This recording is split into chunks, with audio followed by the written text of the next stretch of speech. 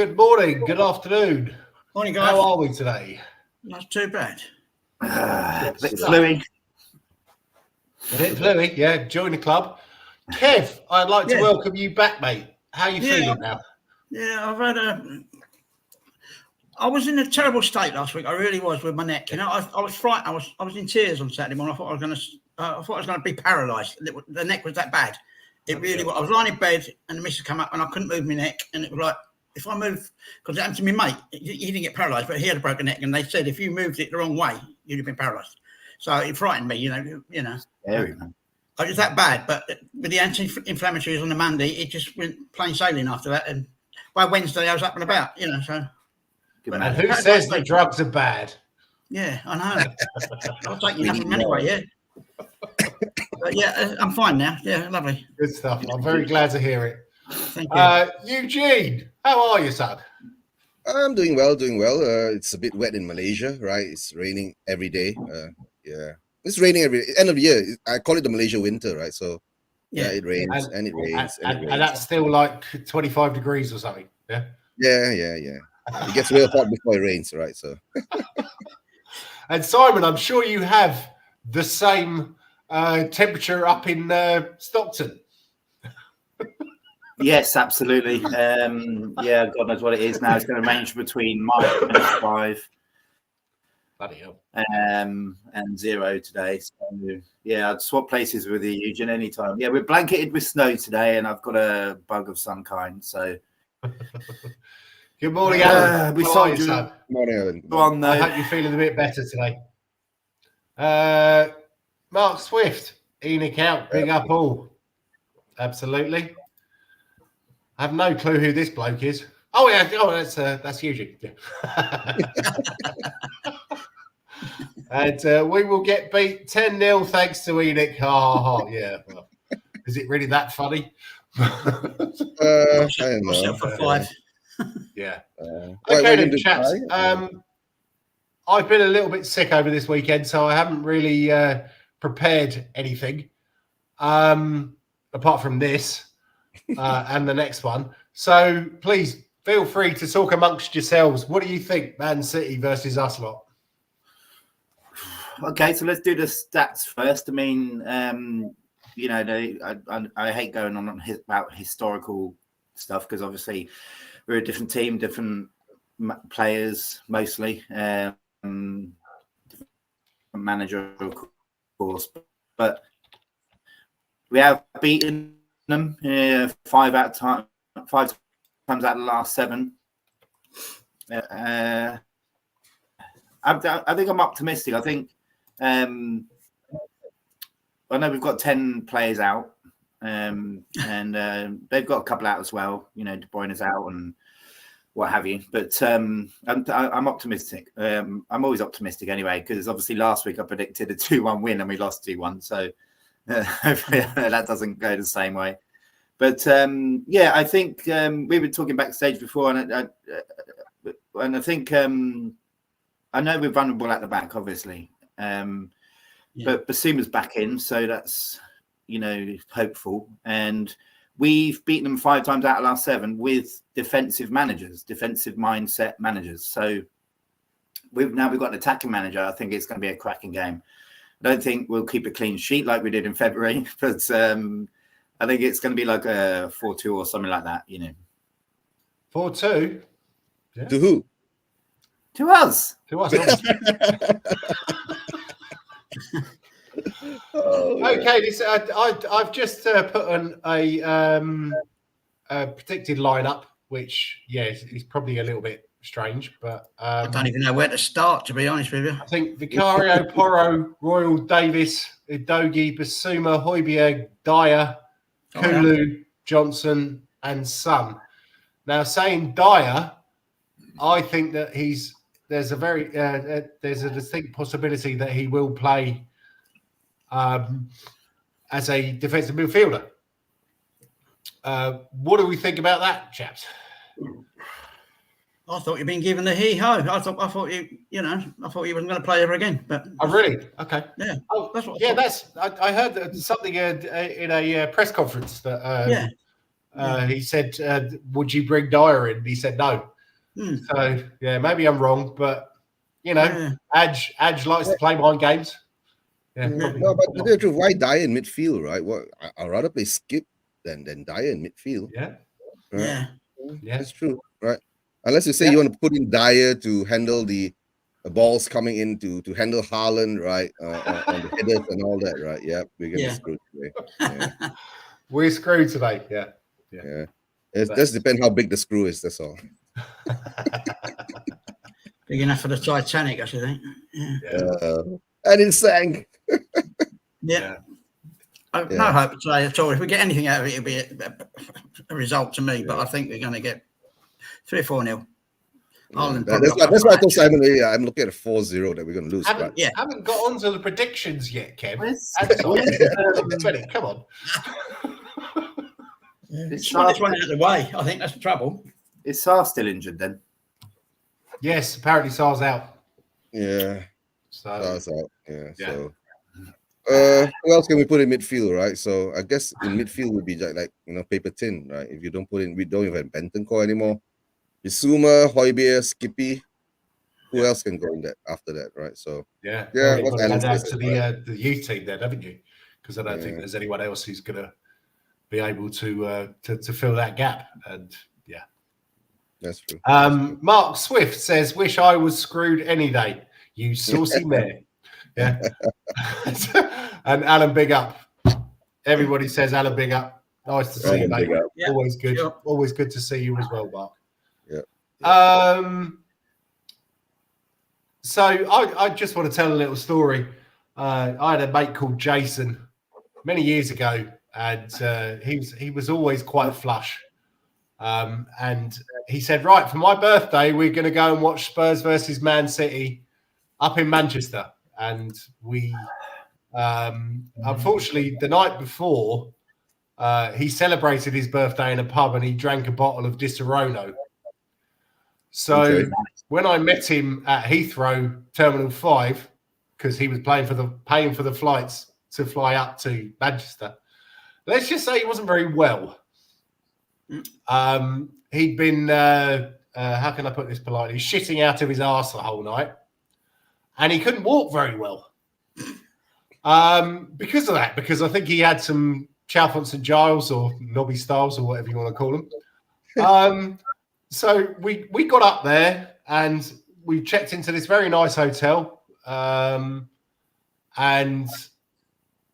I said, right, let's go out on town. And he was like, mate, I can't do anything. I'm really struggling here. So, okay, we got a takeaway. We stayed in the hotel room. Next day, felt a little bit better. We went down to the City of Manchester Stadium or whatever it's called.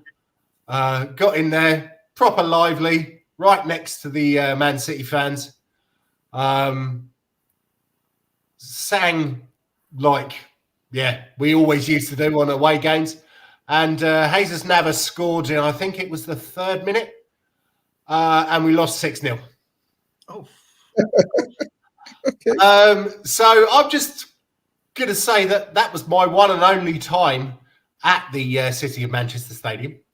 And I don't think I'll ever go there again. I went to Main Road. God, that was a shithole. Kev, I'm sure you've been there. I've been there 5 times and I've never seen Spurs win there once. Oh, really? We actually won. It was February and it was my birthday and my dad sorted me out some tickets.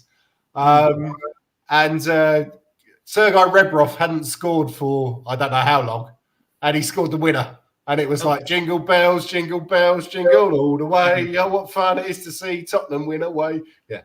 That was in February. That was the first game that we won away that season. Yeah, I'm blimey. Yeah.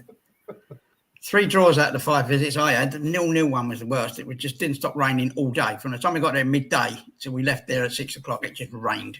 It's like a monsoon, Eugene. It really was.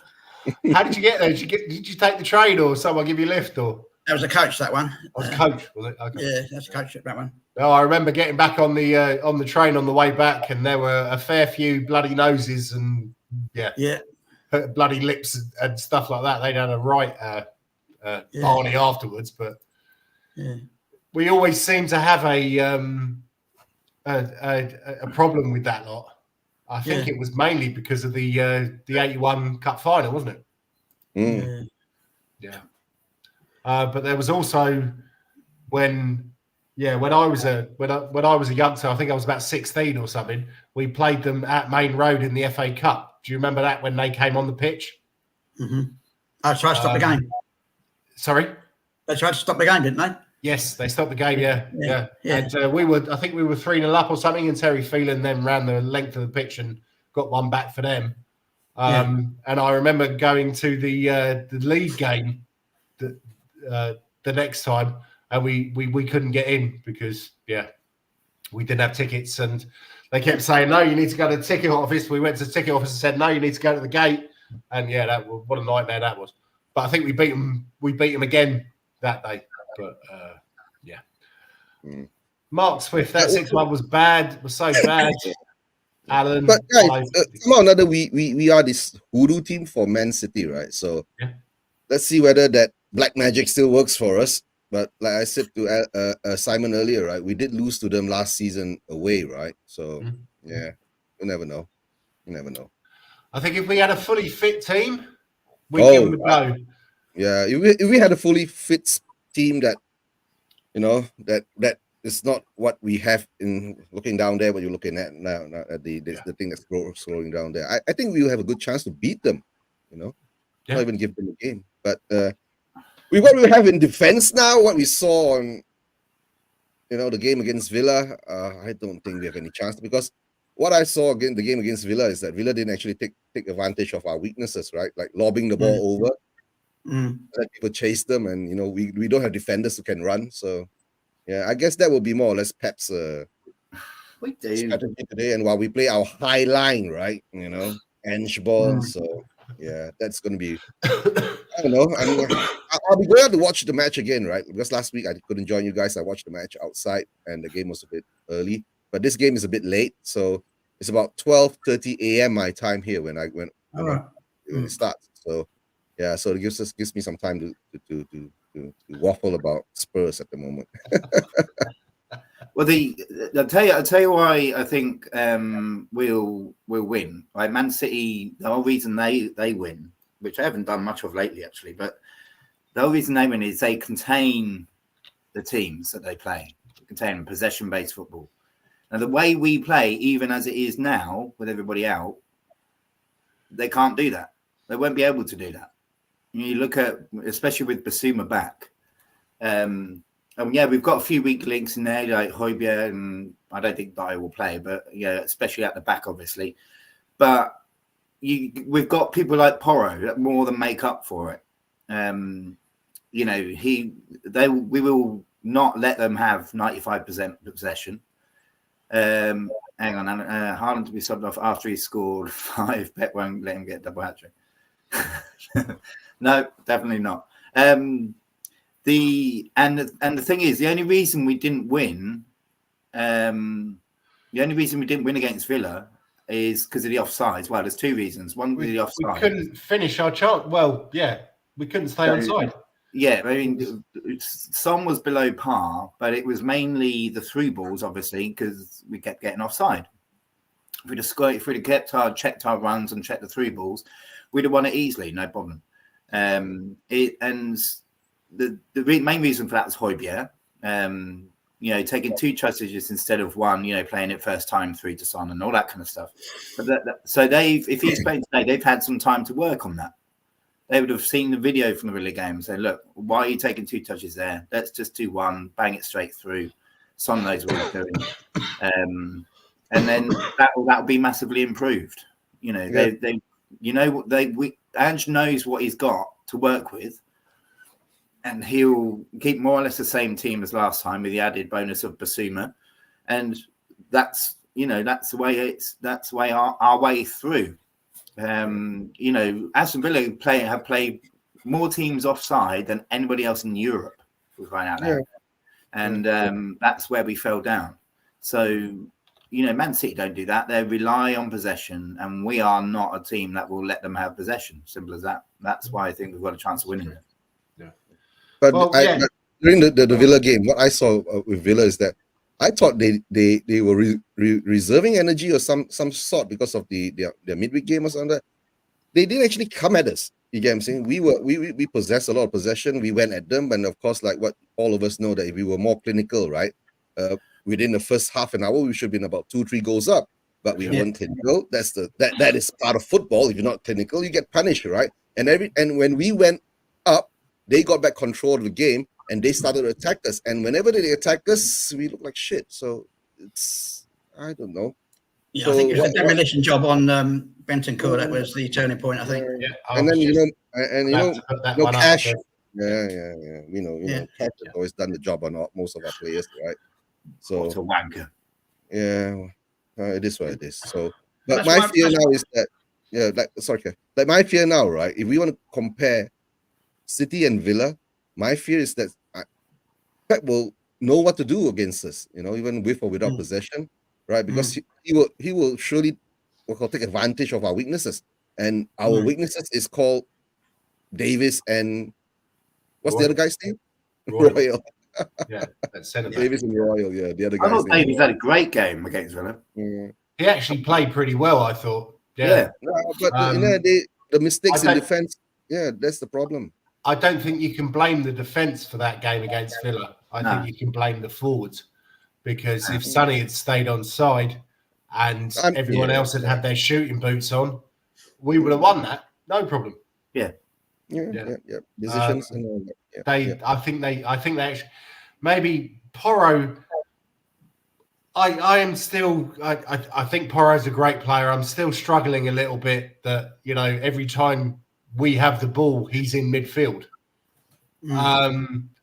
And when you've got Royal and Davis as centre backs, you kind of need someone, who stays back a little bit.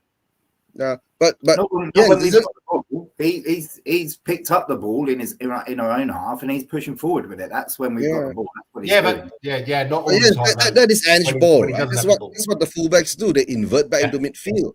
You get we don't need him to stay back when we've got the ball. We need him to be there because he's got a decent cross on him. We want him right up there. That's true. If he's got a decent cross on him, why is he in centre midfield? Because he's quick, so he makes up for the position by being extra quick, and he zooms down there like Carl Walker used to do. You know, like bombing it down there. I'm perplexed is that, right? If Porro is he has a good, he's got good feet on him. You know what I'm saying? Why isn't he taking more free kicks? You get what I'm saying? He should be taking most of the free kicks, because last season we saw what he could do with free kicks. That's an internal thing, isn't it? It's like we don't know the conversations that go on with free kicks, do we? Like, you know, I think now Harry Kane's gone. I don't know if you remember this player we used to have called Harry Kane. Harry Kane, please don't take free kicks. Exactly. I don't think they ever spoke about free kicks before, did they? Exactly. Harry will take it. He's going to miss. No worries. I think when Bayern, right? There's one clause for Harry Kane is that not to take free kicks. But I'd like to go back. You know, come to it, right? When Madison was there, Madison takes the free kick. I'm very, that's very normal, right? But Madison is not there. Why isn't Paul taking the free kicks? They're like, no, you take it, I take it. No, it's like Sonny will take it. Just let Paul take it. That's a very good question. But I'd like to go back because I've heard a lot of stuff on Twitter and social media this week about Matty Cash should have had a red card for that. Maybe I'm a little bit old school. I don't think that was a red card. No, I don't. I think you're right. It's a yellow, isn't it? It was a yellow. Yeah, it looks more of a yellow. Because, after the injury. Then there was a second yellow after that. Yes, that's true. Yeah, that's the second yellow. Yeah, that's the second yellow part. Yeah. Not a direct straight red card for the challenge on Benton, but that's. I mean, he's done it to us before, though. He's done it to us before. So a couple of seasons ago, he did it to Matt Doherty, right? So yes. The guy's an arsehole, and I hope his balls drop off. As he's known in my household, the plastic Polak, because he'd never been to Poland before. He doesn't speak a word of Polish. Yeah, but his grandma's Polish, so now he plays for the Polish national team. Yeah, I know. That's a bit like me playing for England. Yeah. Although, no, hang on a minute, I lived in England a long time. But Ash is an Irish name, actually. Is Very it? popular, Really? popular Irish name with especially travellers, I shall call them. Oh, okay. Yeah, it's a travelling tribe name. It's Connors and Cashes. They're very like that. It's related, like, you know. Right. So that's why I thought he'd end up playing for Ireland, because obviously he's not, because even his father wasn't even Irish. They come from somewhere in Lancashire or something like that, you know. Okay. So, yeah. Okay. But apart from that, we really didn't deserve to lose that. No. And I wish sometimes, I mean, I love how much of a lovely bloke and Postecoglou is, because I know he doesn't like Ange, so Postecoglou. But I wish he'd have a pop at the referee sometimes, because that referee, Villa were protected, fouling our balls off. Yeah. Most of that match.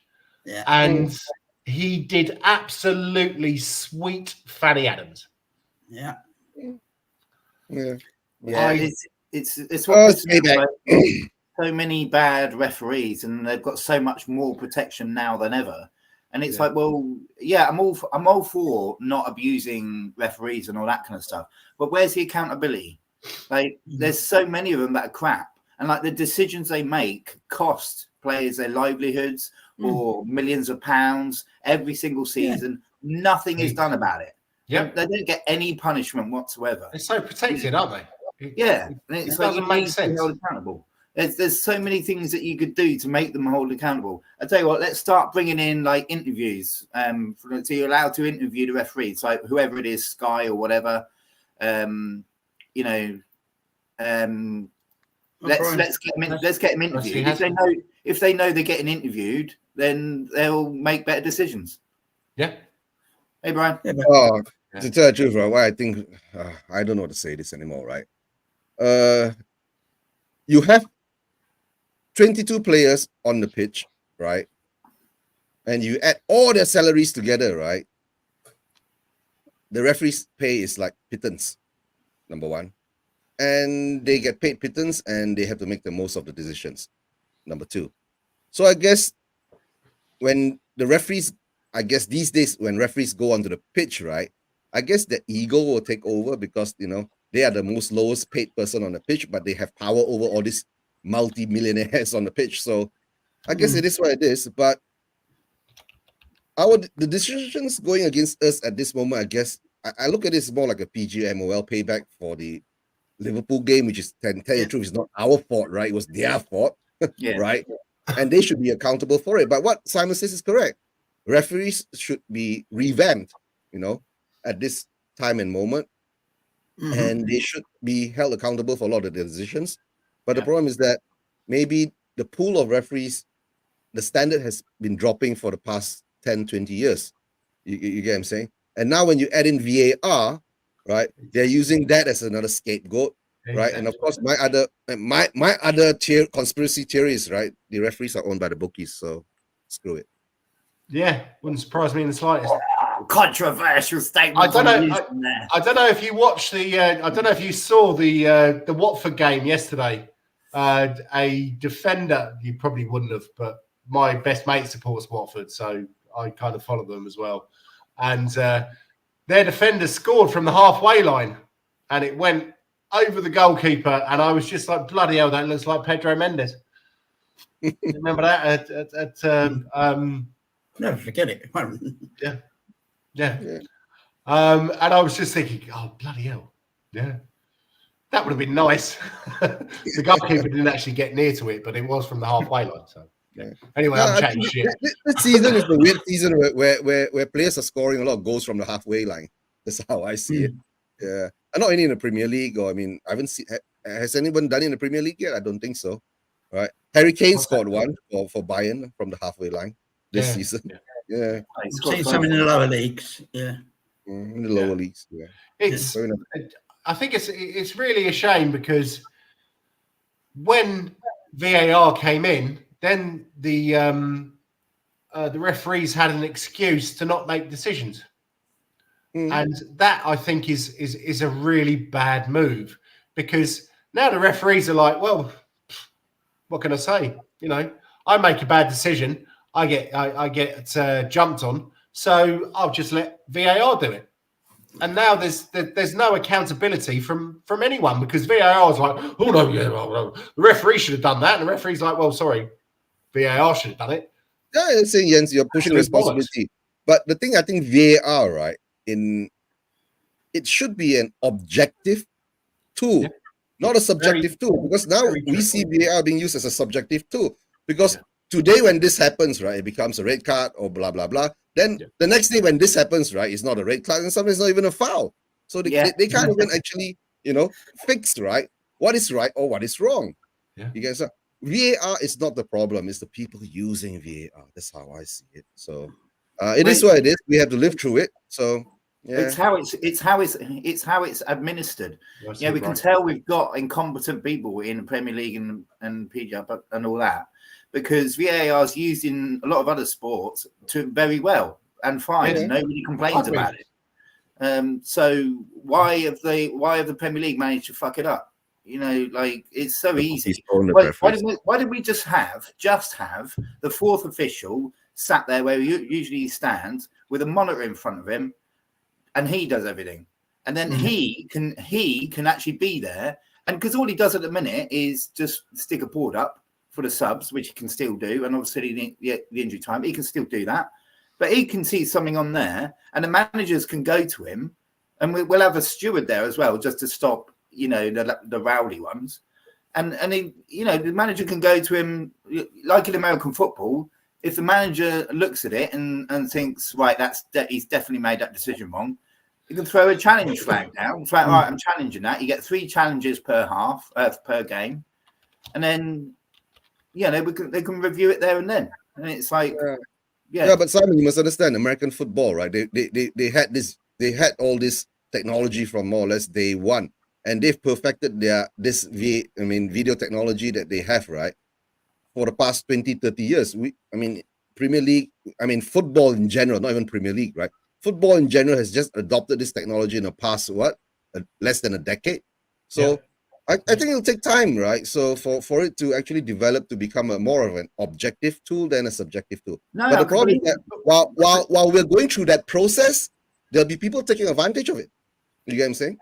No, I completely disagree. It's the way it's done. You can get used to it within 1 week. It depends how it's done. We've got it at a minute where we've got people miles and miles and miles away looking at a screen that are not there, and they're reviewing the wrong things and not reviewing the right things, and it's all just crap. Whereas American football is done right there and then. And they as a standard, they review certain things as a standard. Every touchdown is reviewed very quickly as a standard. No, there is a standard line. That's why I said there's no objective line for VAR now. And the second part is that, right, are our referees, the people running the VAR, trained to run the VAR? That's one thing, right? And like a lot of people now saying, why don't you get ex-players to go in to actually guide the scenario? And, so... you can't have ex-players, can you? You can't, because it's time. Of course, bias and all that. Alan Smith, he'd be good. Alan Smith would be brilliant. Yeah, absolutely, yeah. What I really don't understand is why can't we have something like rugby where only the captain talks to the referee and the referee makes his decisions live over a microphone? Yeah. So it's not like, oh, wait a minute, how much money did David Dean give you yesterday? Oh, yeah. Oh, yeah, but I got more from Sheikh Mansour. Yeah. It's how, But I'd very much like to welcome one of the legends of the Spurs YouTube scene, Mr. Brian Daigle. How are you? Hey, there you go. Good morning. Good morning, people. How are we doing? Good morning. It's a bit early over there, isn't it, Brian? Listen, I've had a lay-in today at 6 a.m. I'm getting up at 3:30. I'm getting up at 3:30 every morning during the week to do cockerel doodle do. So I've had a lay-in today. Ouch. 6 a.m. More snow on the ground? No snow. We've had a couple of snow days, but it's actually the last couple of days here has been warmer in Toronto than it has in London. Really? It's blanketed by snow where Simon is at the moment. What can I say? It's a whopping 4 degrees here today at the moment. at 6 a.m. Get you. Mate, I'm going to the Scotland Yard in my t-shirt and shorts. and then it will snow. Mate, listen, I've worked out I can walk around Toronto in -3 in just a t-shirt. That's how weird it gets. Really? Yeah. Not for long. I could do like if I have to go out. Until you fall over in the curb and freeze. No, I could probably walk. I'd probably go walk for about a half-hour walk in just a t-shirt in -3. Seriously? Yeah, I don't advise it. Don't try this at home, kind of thing. But yeah. So Mark says, I think Eugene should do VAR. How much you gonna pay me, right? You gotta pay me well enough to do and that. get the coffee on Brian as well. It's a really good. See, this is how sleep deprived I am. I have to be advised by YouTube, by people in comments, to go put the kettle on. That's how tired I am. Ouch. Ouch. But how's the new kitten, right? Ducky is doing good. He's still shy. But he's getting there. We're awaiting. We're getting a second one, so hopefully the second one will bring his personality out and relax him a bit. He's had a very, very, very tough upbringing, like not a good life. And he's very, very scared. But he's spent his whole life in a cage, and now he's moved into the Ritz, so he's got the full run of the house. So he can't get used to it. Yeah, we used to do that with dogs as well. My mum was we used to foster for the dog rescue, and we saw some horrible things. Nice. Yeah, there's some horrible people out there. Yeah. But anyway, talking about horrible people, this guy is definitely not horrible. He's a lovely chap. I thought you were going down a road. Welcome, Haz. You'll leave you after something, and I was like, yes, here we go. Righty ho, chaps. I don't know if you're aware, but I'm completely and utterly flued up. So please talk amongst yourselves, and I'll just nod. Can you put a face mask on, please, so we don't catch it? Yeah. Can I go back to the VAR bit, please? Okay, the VAR part, yeah. Go back to the VAR, Jens. Sorry, a second. I'm just going to do what Swifty said, and I'm going to go put the kettle on. Then I'll be back. I just want to go back to the VAR, please, yeah? I heard that the VAR wasn't working on last week's game.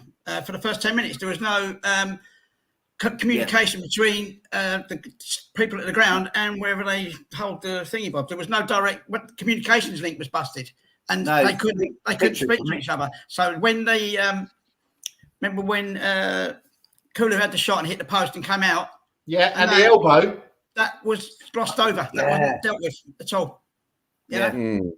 So there's your VAR for you. Bit suspicious. But okay, my question is why can't it's administered is crap? We can't. No, why can't VAR, right? The studio, right, be in each stadium? Why do they put it some 500 or 600 kilometers away?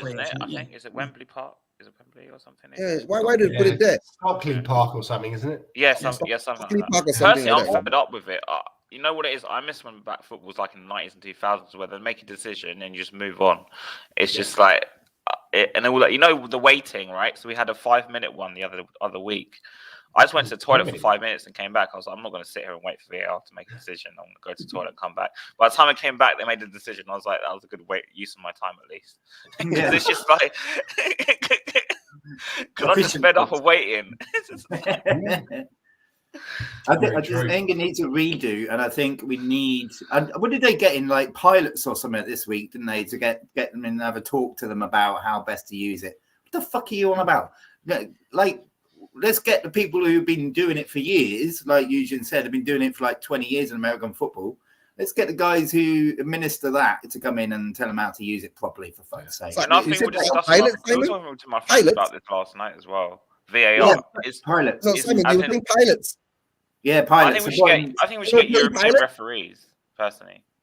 Yeah, just better trained referees. Why would we bring European pilots into VAR, right? You're gonna think.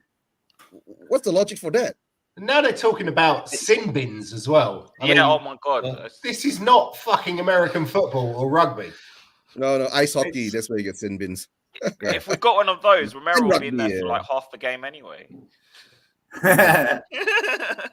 It's like another sibling for Romero. Well, and again, it's not a bad idea in theory. It depends how you administer it. So, but again, we would, well, say we. I'm not aligning myself to them incompetent twats, but the Premier League would administer it incorrectly anyway. You know. Yeah. Now it'll take them 10 minutes to decide whether to put the player in the sin bin. Yeah, right? yeah. So we'll be arguing about it. Shall he go? Shall he not? Shall he go? Shall he not? Right? Because everything's subjective, right? So in the end, who pays the highest money will get the decisions right. And they'll probably get Clattenburg back in to do it anyway, wouldn't they? So Man United sorted. Oh dear. Anyway, right. So, how, if we are going to beat Man City today, how are we going to do it? Where's it going to come from? A miracle. A goal off Edison's arse. It's our only hope, really. I think Edison to the screw one, yeah. I think we should do something different, but anyway, he won't change it. No. Angie ain't going to change it. Why should we do something different? The only reason we lost was because of the offside trap against Villa. Otherwise, we would have won. And of course, you know, like Højbjerg. I think we need to move someone closer to Son, because right now the guy's basically been Casper the past 3 games. Without Maddison, he's got no supply, pretty much. I mean, I'm not saying Lo Celso didn't play well, but I thought he did better playing as a box-to-box rather than further up the pitch. Yeah. Kulusevski, to his credit, is his best he's played all season. But again, he wasn't exactly pulling trees up in that game. Like, it was the best I've seen him, but he wasn't like where he should be as a number 10 yet. It's still early days.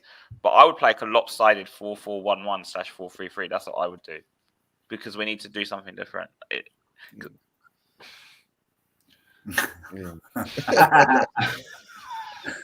That's a bit harsh, Alan. There's nothing wrong with being optimistic, mate. I wish I had the same meds as Jens, to be honest. No, you don't. Seriously, you really don't. I think like we should have been. It's the reason we didn't thrash them 6-2 Villa. Is a mixture of finishing and the offside trap. None of that is going to be there against Man City. You know, we're trying to walk it in as well. They've been working on it all week in training. The whole, if we have to use Højbjerg and Son, that whole Højbjerg-Son connection will be better. We didn't play that badly. We still enjoyed. I don't know about you guys, but I still enjoyed the way we played and the performance we put in. And I think we do that against Man City. Like I was saying earlier, their whole thing is, you know, possession of the football, control of the game, controlling it that way. We're not a team, even losing the last few that we have, we're not a team that allow any team possession. It just, the way we've set up, the way we've got it, the way Postecoglou's got it, we don't allow that. So they're not going to have their main thing of controlling and winning a game. And we're going to win. Simple as that. 4-2. But Simon, my question is, right, if you're saying MCT is a more possession-based footballing team, right? We are supposed to be the possession-based footballing team, right? So my question is, who's going to get the ball? Well, no, that's the thing. When you think about it, there's been a few times this season where we've been quite happy to let them have the ball, knowing what kind of a team they are, and we can hit them on the counter, you know, where they're weak at the back. You know, they've got holes in the back. We just wait. So we've done that already a couple of times this season. The good thing is, it's the only consistent thing is that we play attacking football and we slightly adjust it based on who we're playing. Now, I think we got that. Well, actually, no, we didn't get it wrong in terms of team selection against Villa, because obviously Bentancur stays on the pitch, we win the game. Simple as that. Instead of Højbjerg. So, you know, I think Postecoglou, don't forget, is very, very, very intelligent, and he'll know about Man City, and he'll know all about, you know, how to beat them. It's just a case of applying it on the day. And I think with Basuma back, I think Basuma's be itching to go against Man City. And I think we'll play, if we play like we did last week against Villa, with the added bonus of Basuma, we'll win. But I think we won't have the chance to do that, because we're playing City away. It's completely different. It's not like we're playing at home. If we're at home, the onus is on us to have the possession. it's with Man City and Villa for me are like we're talking about an elite team. The levels, levels are different. Trying to be in the top 4, let's say. There's totally different levels. Like, but I think they were. Sorry, Jason. No, sorry. But what I'm saying is, right, my fear has always been the defense, right? Even if they possess the ball, we sit back and defend, we still can't defend because we know we don't have the defenders who can defend. You get what I'm saying? That's my fear. And when we attack, okay, if our midfield is strong enough, if Bissouma does the proper, passes to, let's say, Johnson or Decky, to get the support to Son, then of course. But the problem is that we have seen Bissouma go missing in the past few games, right? But he hasn't played well the past 3 games, really. Maybe because of that 4 yellow cards hanging over his head, he doesn't know whether he wants to make the tackle and get the 5th yellow card. That could be playing on him mentally. That's how I see it. And of course, he was so stupid to get 2 stupid yellow cards, right? In one of the games, the Chelsea game, was it? Where he died? No, that was Luton. One Luton game where he died. One of the games he died, right? Luton, I think it was Luton. Yeah. So that's how I see it. But the problem is now you're playing against Luton or one of the lower teams or maybe same level as you're talking about Newcastle, Oh no, sorry, you're talking about Man City and Man City at home. You see, my fear is that it's totally different. I'm happy we got a draw out of that game, right? But of course, guys, I'm gonna ask you this, right? Would you be happy we beat Man City and let Arsenal be still up there, or would you rather Man City? No, I don't want Arsenal to win the league. Yeah. No, because if we go and beat Man City, right, it's giving Arsenal a 4-point gap. Yeah. Yeah, you come back to that, right? Yeah, but it's still plenty of time for Arsenal to bottle it like they did last season. Oh yeah, of course, the point is we win. This is what the players will be thinking. We win, right? We go up to 3rd. Mm-hmm. That's a massive incentive. That's true. Yeah, we've beaten Aston Villa. We've gone up to 2nd. There should have been a massive incentive there. I think Emery tactically outdone us in that game, though. No. Emery, they caught more teams offside than anybody else in Europe. He's done the same. Did the same at. Also, their disallowed goal, the first one, because we fell asleep as usual at the back. I'm sorry, that was a very close offside. I didn't think it was offside. It was the it was offside. I know one angle it did and one angle it didn't. We're talking like millimeters.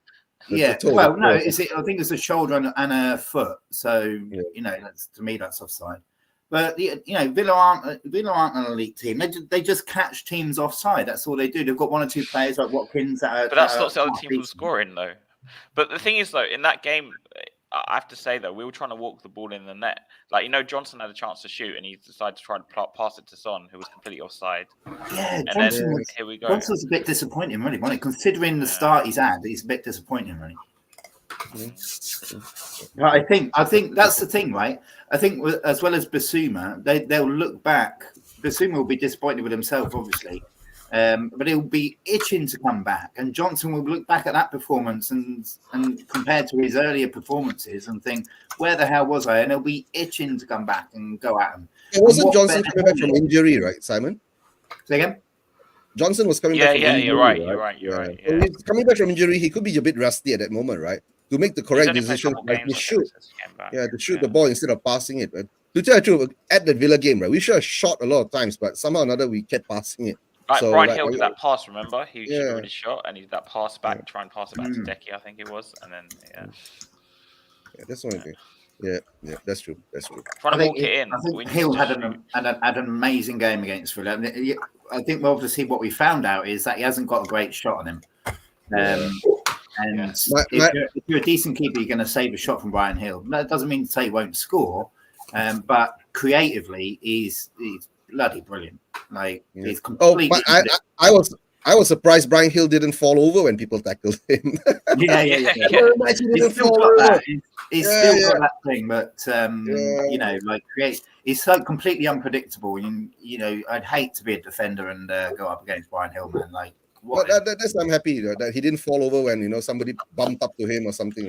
I think the first half, to me, I think was playing within himself. In the second half, he looked a lot better because in the first half, I was on that. I sit on He that kept going side. backwards. So you know when he had the ball, he kept passing it backwards. I was screaming, like, Yeah. "Take him on, roast him!" And he was like passing it backwards. Oh, you were in the stadium, right? and then eventually the second half, when he moved, obviously the second half, he looked a lot better, in my opinion. But yeah, maybe because he was his first start, I guess, for us this season. So maybe and when you look as well, this is why we've got another reason why we've got a good chance. You look at the players that we wouldn't have expected to play well recently, that will relish their chance of staying in the squad, like Ben Davies. You know, everybody has a mediocre opinion of Ben Davies, but he played out of his skin the last couple of games. He's been brilliant. He's been everything we wanted from him, and he's done really well. And I think he'll keep his place. And he'll.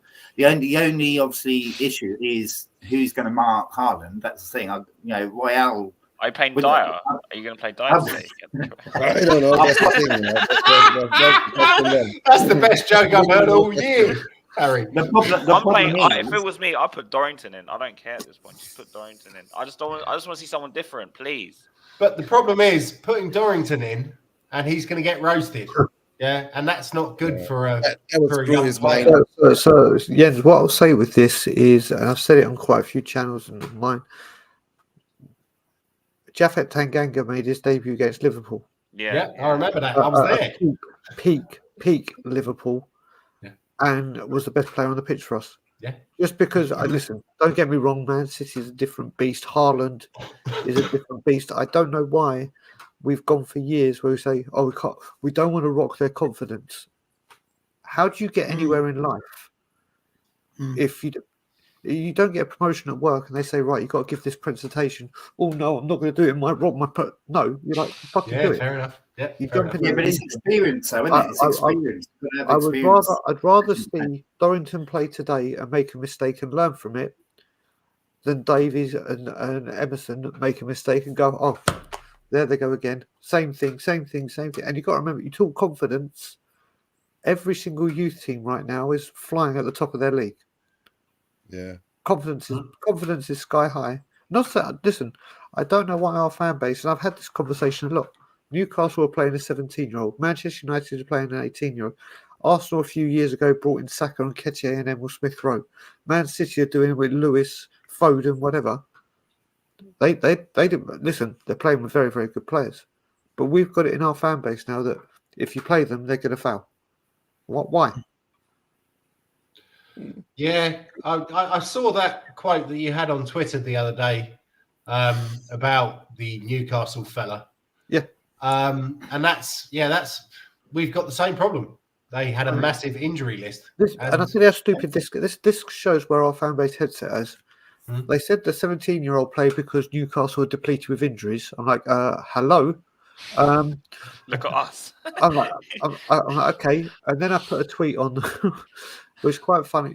I don't know if you guys know, but I sometimes say things that might set Twitter ablaze. Or the Spurs. Really? I might ruffle a few feathers. Nice.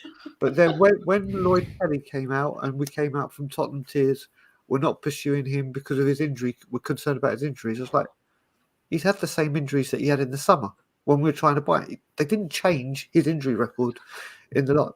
But then it all made sense because why? I said that's because we don't want to pay the 25 million on the last 6 months of his contract.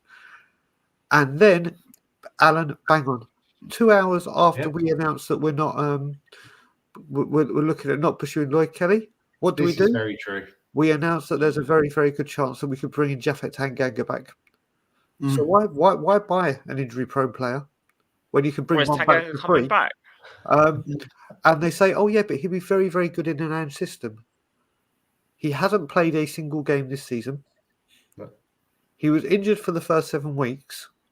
He's training and can't get into the Augsburg team, but all of a sudden he's an Ange player. Tanganga? Yeah. Okay. And I'm like, okay. So you don't want to sign an injury record player, but now one of the most injury-prone players we have on our books is an Ange player. Yeah. But is Tanganga on loan or he's sold? He's on loan. I think there's an option that isn't there. Apparently, because he hasn't played a single minute, we can pull him back 2 or 3 times, but not got on. Lower. Well, that was his problem at Spurs, wasn't it? The reason like Alan was asking the question there, why did he drop off so badly? I think it's a confidence thing because he wasn't getting games, because he wasn't getting minutes. So if we bring him back where he hasn't played a bloody minute, then. Well, I kind of agree with Mark's comment as well. He kept being playing right back, left back, centre back. Like, well, it wasn't you know what I call Japhet Tanganga? My nickname for him, I call him Google Street Map, because whenever there's an injury, you just pick him up and plop him in. That's but right. Without squad defensive backline at the moment, right? Well, when you lose VDV and when you lose Romero, we've got no actual centre back anymore. Apart, you're gonna put in Dyer and Davis, right? No backup. Would you rather have Tanganga and Davis there than instead I'll put Tanganga with Dorrington. I don't know. To be fair to Davies, I'd play Davis over Tanganga. Definitely. I thought what about Tanganga and Davis? That pairing. Yeah, it would work, I guess. I thought probably Dorrington. An all right job. But the thing is, we need height against Haaland, and Dyer's the only one who's got the height. Why not change the formation? I hate the player. But if you put in Dyer, then he's got so many disadvantages to him that they'll just score in other ways. So it's catch-22. From with Dyer, he'll keep them on side. That's what I know. You know what we should do, right? We should get Bissouma to chop Haaland down. Dorrington's 192 centimeters. So that's what, 6'4"? How tall's Haaland? You know, Haaland's 200, I think. 6'4", 6'5", yeah. 1.8 is 6 foot. Yeah. Haaland's 194, so he's only 2 centimeters taller. Oh, we've got a chance with Dorrington then. Put some lift in his boots then. Yeah. How high can Dorrington jump? That's the other question. Yeah, that's another thing I was thinking of as well. Yeah. How high can Dorrington jump? He's looked pretty good in the under-21 games that I've watched this season. Yeah, we're not playing Haaland. Yeah, against one of the world's best strikers. So one of my friends has actually met him a few times because his nephew plays for West Ham Youth, and he's good friends with Dorrington. I'm not joking. His nephew's actually good friends with Dorrington. They're around the same age. So he's actually met him a few times. Yeah, he says he's a really nice guy. But I was like telling him, because I saw him last night, I was like, just play Dorrington, man. At this point, you might as well just give him a go. Well, you've got to look at it as well, Haz. The way you've got to look at it as well, we've got 7 games coming up. We just cannot have these defenders playing 7. I mean, listen, Romero's back, West Ham, so until he next gets a red card, so who knows? Might even be that game, you know. Who knows? Could be a long time. Let's not jinx him. For fuck's sake. It could be a long time. It could be West Ham. He's the kind of guy that can come in and go, yeah. Problem is, you just don't know when he's going to just switch. But we need to rotate this squad over, and this squad is down to the bare bones. So but Brian, you remember last season when we had that back line of Davis? Don't remind me of last season. Don't remind Dyer and Romero, and you know what Romero used to do? Red cards. So now you put Dyer and also you put Davis and Romero together.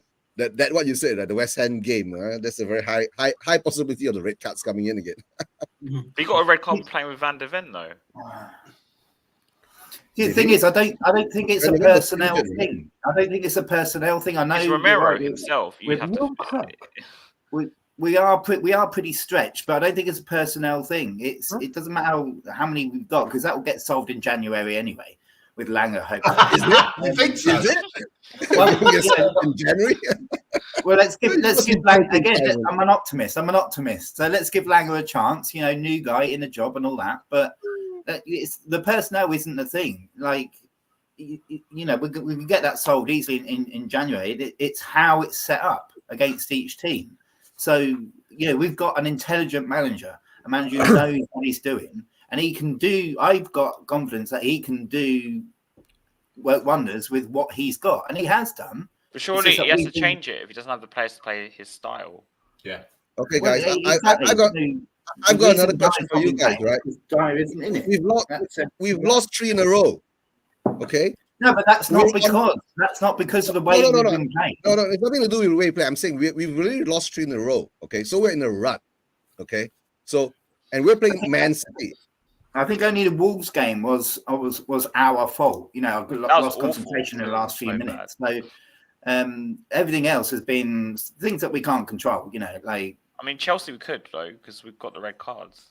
No, but that wasn't a red card though. That wasn't a red card. Which one wasn't a red card? Oh, Romero. You're right, Romero. That was a red card. Yeah, you're right. I think the red card for Romero was a bit harsh. You know. I know, but nowadays, he touched the ball first. I'm sorry. Yeah, he got the ball and then it was, you know. But it is what it is, right? It was like the red card against who? But that referee was dying to give us a red card, wasn't he? Yeah. Oliver. He gave us nothing that game, to be fair. Like he was giving us a Can we just go on to what Alan said? Yeah. What do you think of us supposedly being linked with Phillips? The Leeds version, 100%. The new version, maybe not so much. I think that's a little bit unfair on the bloke because he hasn't really played, has he? Yeah. At City. But what I will say with that, Jens, is if we pulled out of Lloyd Kelly because of injuries, yeah, that's true. Then I'll tell you what. I mean, this is the fan rate. We signed James Maddison, injury prone. We signed Romero, picks up injuries. We picked up Van der Ven, but Lloyd Kelly. No, that's what Lloyd Kelly is where we joined the line. Calvin Phillips is a very, very good footballer. Yeah. We all know he went to Manchester City for the money. You know you're not getting in that Man City squad as regular as he was at Leeds. Yeah. He's going to have to take a huge pay cut to come to this football club. I'll just leave that there. I think you know where I'm going with this. A huge pay cut and a massive haircut as well. No. Actually, me and my dad had a scientifically proven fact with Benoit Asuakoto. If he had his braids in, he played well. If he had his afro man, it ruined the aerodynamics. Mate, go back and look at his history. We have had it scientifically proven. So Calvin Phillips with his hair all tied up, that's fine. He'll play good. Oh, come on. You must remember that when he played it back to Brad Friedel, when he flicked it up onto his head and headed it back, he had his afro. Yeah. I told you, when he had the afro on. Yeah, Coy was quite good, you know. Oh, sorry. I thought you... Okay. I thought Coy was quite good. I don't know why people... Yeah, I love Benny. Absolutely love Benny. You forget he played behind Bale as well. Like Bale. He was a great player. Yeah. He was a great player, just not when he had his hair out. So, Kev, you've been a bit quiet, mate. No, I'm listening to the conversation. It's quite good, actually. I'm just taking it all in. Okay, so what do you reckon about today, then, Kev? What do you think we can do with this depleted team? Well, I think we should try and hang on for a 3-0 defeat. Yeah. Hang on to the 3-0 defeat. Fair enough. Yeah. Do you guys remember when we went to Chelsea back in 04 under Santini and we parked the bus and we got 0-0? And Mourinho came out and said, that's what we need to do today. That is another boring 0-0. That was when the park the bus saying became part of football. Mourinho, isn't it? What do you call it? Yeah, Mourinho. Jose. Yeah. Do you think Jose bored it off us then, off Santini? He saw that game. He was like, that's how I should play now in the big games and bore the teams to 0-0. You never know. It works. I would take that today. I'll happily take a 0-0 today, playing that way, kicking the ball out, time wasting. Right, well, keeping it optimistic then. Quiz question for you. Our Sonny has scored more goals against Man City than most. In fact, there's only 2 players that have scored more goals against Man City. Can you name them? What, Ricky Villa. Or in total? Ricky Villa. Premier League. First player, Simon. Premier League. Premier League. Harry Kane and Gareth Bale. Nope. No, it's not Spurs players, I guess, right? No, not Spurs players. Not Spurs players. Oh, sorry. Okay. How recent are we talking? Cristiano Ronaldo. Rashford. Nope. Henry? Nope.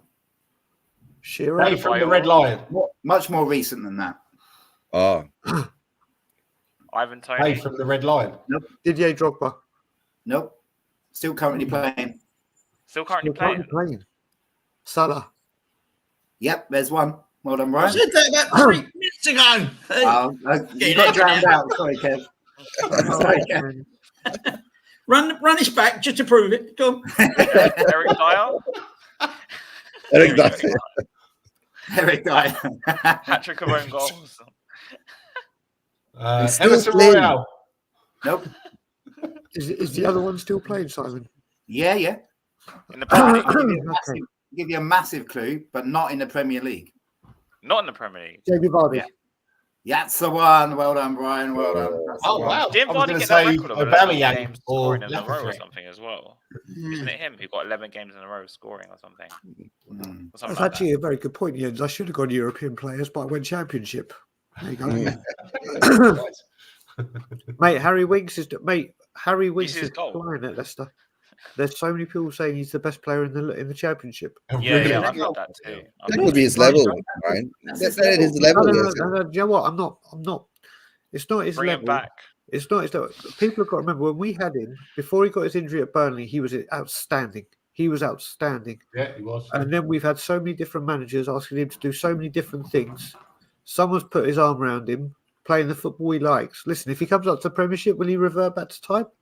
Don't know, but he's playing football that Harry Winks was brought up to play. That was the problem. If we were playing, I think what you say is correct, Brian. Like what Stel says about Harry Winks is that ever since that injury, right, Harry Winks has not played the position he's supposed to be in. Right? So maybe now what Leicester is doing is he was supposed to be a number 10. Do you see him as a number 10 or do you see him as like a box-to-box player? He was supposed to be a number DM? 10 if I was not mistaken, or you know. But I thought that was when he was in the youth team. But I guess what Leicester is doing is, using what Harry Winks to his his abilities. flying. They're absolutely flying. Yeah. Are they top? Yeah, they're top. Yeah. They've been top for a while. There's less fan of my work because he was telling me Winks has been amazing. That's how I know as well. So, yeah. It's them and Ipswich at the moment, flying away. And how long has he supported Leicester, Harry? Since the championship. Oh no. To be fair to him, he's been like he's from there. He's just moved to London sort of thing. It's not like since Jamie Vardy. We're talking years. Yeah, I've got a very good friend. I've got a very good friend that's Leicester born and bred. Yeah. I don't know if any of you have ever been to Leicester, but don't. Mate, I can't have you take that away from me because I was there when Bergwijn did what Bergwijn did. Oh, the last minute goal. So I have been to Leicester. I went to university in Nottingham, and funnily enough, they don't like them much. Mate, made 2 away games back to back. I went to Leicester that game, and then Man City when Harry Kane scored in the last minute. Oh yeah. I remember that. I remember seeing the videos. Yeah, mate, the best 2 away. I mean, don't get me wrong. The Man City one was the bigger performance, but the scenes at Leicester. We were in there for another 45 minutes just celebrating. It was insane. Okay, we were down and out. We scored 2 goals in 2 minutes, didn't we? I think. Yeah, we were 2-1 down. Yeah. That's the thing. When you're 2-1 down, that's 2 minutes. When you're 2-1 down and then you score 2 goals to win, it's so much better than when you were 2-1 up and equalises and then you score a last-minute winner. Yeah. 2-1 down and then to score 2 goals in 2 minutes. And you've got to remember the day before that has me, Graham, and Ryan did the first training ground protest. So when we got there, we were getting recognised to social media and leave you out, and the chant started, and we're just like, when we were losing, we're like, okay, when we're at the training ground tomorrow, we go fucking berserk, and then it all, like, for fuck's sake, he's done it again somehow. He's done it.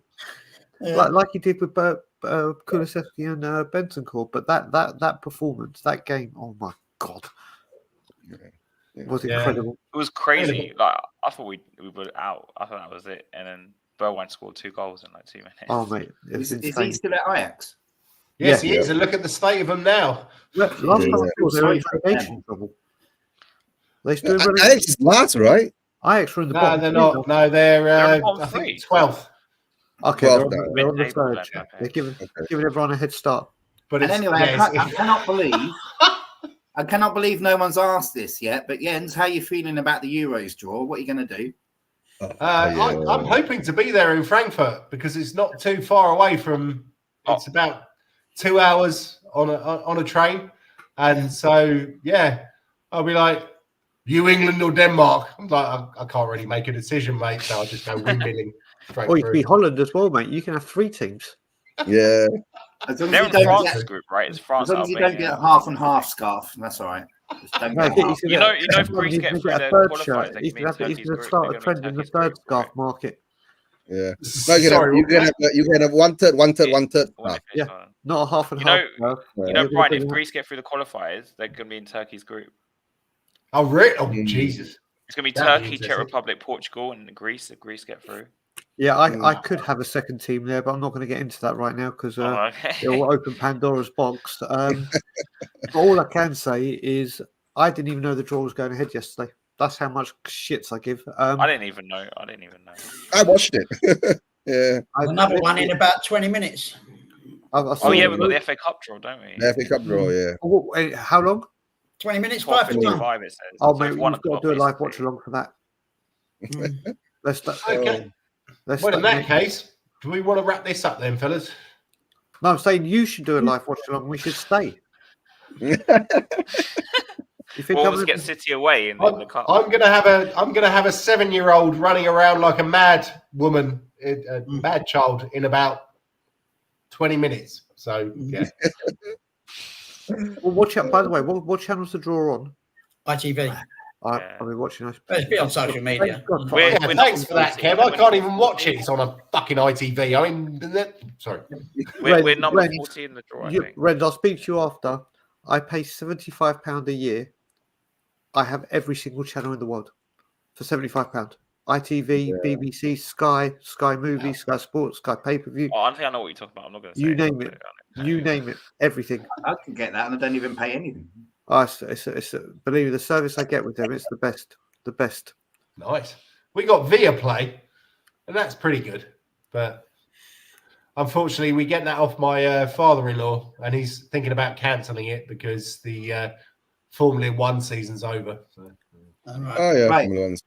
If we're wrapping this up, then let's do some predictions. Jens. Yeah. Yes. Predictions. Right. Thanks for that, Mark. Here we go. Okay, I think 4-1 City. Fuck's sake. I mean, your turn. I'm thinking 4-2 to us. Okay. It's very brave. Eugene? Eugene? Oh, we're gonna lose 4-0. Fucking hell, man. I don't like you, Eugene. You're not optimistic enough. We're going to score. 3-1. 3-1. I'm going 6-2, like Alan in the chat. I've been saying it all week. We're going to lose 6-2. We're going to lose 6-2. 3-1. That'll do. There you go. What's what Daigle score? Mate, put it this way. If they score early, we could be talking cricket score. We could be talking cricket. But the way I'm looking at it is, I know we're going to create chances. It's whether we take them, which has been the big problem. That's the big problem. Yeah. And Simon's gone 4-2 in our favour for some reason, and I've had it for a few days. I just can't shake the reverse. I can't shake the reverse. But if Spurs, I'm going into this game like I did the Emirates. If we just go there and put in a performance and say, do you know what, we gave everything we got, then I'm taking it. And that's what we did at the Emirates. We came away with the draw. So Simon's saying 4-2. I think 4-2 the other way. Me and Simon will go neutral as well and just average it out and say 2-2, which I'll bite your hand off for right now. I'd love that. Yeah. Bite your hand off. And your leg. Brian has got the best formula, This is right? quite So representative of the fan base, and then it like literally 1 out of 6 of us is optimistic enough to predict a win. Well, you sound optimistic. One could say deluded. It depends which, but it depends who you're talking. I've given logical reasons for my prediction. Kev, 3-1. what do you reckon? 3-1 to them. Yeah. Or Who's going to score for us? it could be the cricket score. I said, and all of them combined. Kulusevski. Do you think he's going to play in the middle or play on the right? I hope he plays in the middle. I think you're playing in the middle, yeah. Right, chaps. Any other business? And if you'd like to make some plugs, then please go ahead. oh, don't not the plugs. No plugs? Okay, why not? I'll plug. I'll plug, and I do have any. I do have any other business. So it's very, very short. My any other business. I think you might know what the any other business is. Let me just warm them up ready. So yeah. Leave you So out. all I will say, Tottenham on tour at the moment. Got our advent calendar coming out every single day where we're taking a trip down memory lane and talking about 5 players that wore the number 1 all the way to the 24 shirt. That's so Eugene came on today for day 3. What I will say is the first 14 days are action-packed with legends. You got to remember, back in our day and earlier, we only had up to 14. So when you get from 14 to 24, it's really, really hard to try and find some decent players that have played for us. So there are some days where we're talking about people like Retro Ziegler. He was alright, actually, quite Retro Ziegler. I'm not gonna lie, I actually liked So him. those How dare you? He was fucking brilliant, mate. He scored a banger against Leicester. That's all he did. He scored a banger against Leicester. No, I thought he had a lot of potential. I don't know what happened. Mate, we've had a lot of players that have had a lot Just of like potential. Space Spabslewski or whatever his name was as well. That Australian guy. Mate, And David Limberski. all right, Remember- listen, I'm gonna remember give you, players like let, Lee me, let me Barnard try and as show well, you right? how bad some of these days are. Okay. Pick a number between 21 and 24. Actually, no, I'll just give you Christmas Eve. I'm going to give you, on your channel, I'm going 24. to give you the exclusive Christmas Eve Advent Players. calendar lineup. Here we go. 1 second. Advent calendar. 1 second. Chats. Advent. Okay. So on Christmas Eve, we have the joy of talking about Jamie O'Hara, Timothy Atuba, Yes. Oh, I love him. Yeah. Goal against Newcastle. Tim Sherwood, Ramon Vega, and Brad Friedel. Friedel was good. Not bad. I met Friedel in a supermarket in East London. Okay, In the city. you know what? I'll give you day 19 as well. There's one highlight. Believe me, there's one highlight store that's 19's a hard number for us, Sebastian I think. Bassong, Oh, Bassong was Okay. alright. It was alright. Adel Tarab, Yes, Adel Tarab. Andy Reid, Oh god, I know. Goal against Villa. Maurizio Tarico, I and like thankfully the saviour that is Moussa Dembele. Hey. What a Musa player. There are some Dembele. days where they're actually like, as people probably know, day 8, we talk about a super one and only Mr. Paul Gascoigne, superstars like that, and then near the end, we're talking about Mabizela and Jamie O'Hara. So What a goal from Mabizela against Leicester. as you What a can goal. see, we've gone from the high to the Proper low. roller coaster, It's man. like an episode of EastEnders. It starts with festive cheer and then just boom. Okay then, Well, chaps. as for any other business, and as always, Levy out. Absolutely. There's always TV out. Anyone got any plugs? Eugene? Oh you yeah. gonna be So doing any shows? I'm doing like post-match reaction videos now on my channel. So Okay. I don't know if it'll be clean, but I'll have a match reaction for this I'll be game. on that. I'll be on that, rubbing it in when we win 4-2. You what? I told you so. I told you so. I know he did that, but yeah, I know he did that. Yeah, but I'm wrong. Harry, you didn't tell what channel you're doing it on, right? Yeah, my own channel. Remember, I'm not. Yeah, Asper Tell TV. people what's your channel, right? Asper TV, but he's got the plugs at the bottom. So yeah. No, you can't stay because he put up the AOB and plugs, right? So I don't know, Spursvision TV. I'm still finding some inspiration to come back to do shows. But at the moment now, a bit busy on other things with life, right? So let's see how that goes. Right? Yeah, good luck with the move, Regent. Yeah, I good gotta luck. move and all Moving. that. Yeah, gotta move again. My daughter's chose the university she wants to go to, so Oh, we're right. moving near to it. So yeah, that's how it's Okay. going. Fair Nice enough. one. What's that? Middlesex University, by any chance? Near White No, Island? no, I'm not moving to the UK, right? So yeah, if she was going to study in the UK, I'll be Harvard coming over. or Yeah. Ian? Harvard. No. Some multimedia university that she's going to. Yeah. So. Okay, nice. Kev, Yes, sir. any other business, sir? Well, the only thing I'd say, if we did manage to fluke a win today, we'd probably lose against West Ham on Thursday. So that's Spurs. You know, so- Ain't that the truth now, bruv? Ain't that the truth? So I don't know if you guys watch our Friday shows, right? So TJ Predict will get 1 point out of those 5 games. I'm talking, obviously, the first 3 we've lost. We've got City, and he says we'll only get a point against West Ham. So that's the first 1 out of 5. And Newcastle as well is a bit of a... Yeah. I don't know if you predict us to lose that, but... I think Newcastle are going to beat us, actually, that Sunday. I just think they're just Newcastle's massive. they're such a good team. Yeah. Mate, I tell you what, Eddie Howe for the next England manager. I'd 100%, sack Southgate and take Eddie Howe to the Euros. Yeah. If it means dismantle Newcastle, then good on Mate, no, look at it. He's gone to Newcastle. Look at the football they play. And they haven't actually Look at the spent that players much. we have at to be England fair. right now. Yeah. He would fly with this England team. Apparently, they want Calvin Phillips and Ramsdale. I was reading in January, Newcastle. They'll flex their pecs. Might as well. Who was it? I heard that Man United fans would like Ramsdale after Onana's impressions of being a goalkeeper over the last week. I don't rate him. No, I've never rated him. No, He's a mess. He's a lunatic. he's a bit. He reminds me a little bit of Gomez. No, I think Gomez was better. He had a mistake, didn't he, Gomez? The one thing I have said, and I will say this about about Tottenham in a very positive light. You look at it, Manchester United have struggled to find goalkeepers after Schmeichel, Van der Sar, and now De Gea.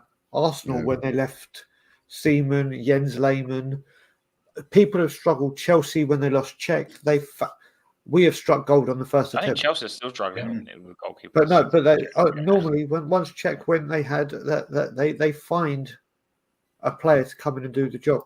I don't know. Good thing what you're saying there, Brian, is it does that not then give you optimism for January? No. Considering we got Vicario right spot on, and when we should have gone for Raya if we listened to everybody else.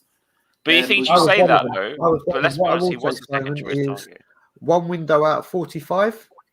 Yeah, I go with if he does it again and again consistently, then but that's what I mean. We've got Langer in now, who come from Villa. Yeah, but I think Simon, when you look at it, the way I've looked at Langer and McKenzie, which I think are a great appointments by Scott Munn.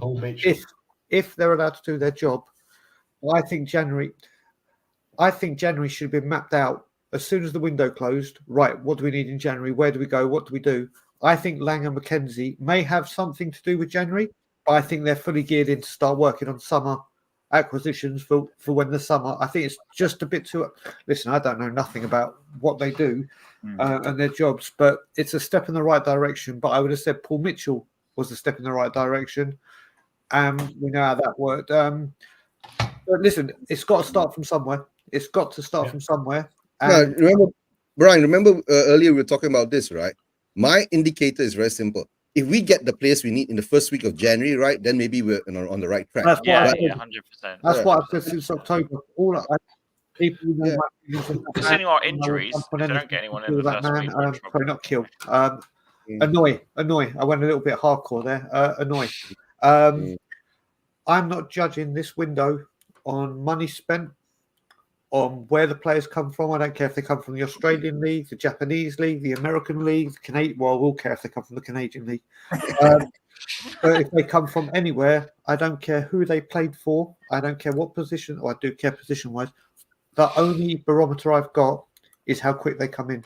If we haven't made at least 2 signings within the first week, you might be hearing quite a bit from me across all platforms.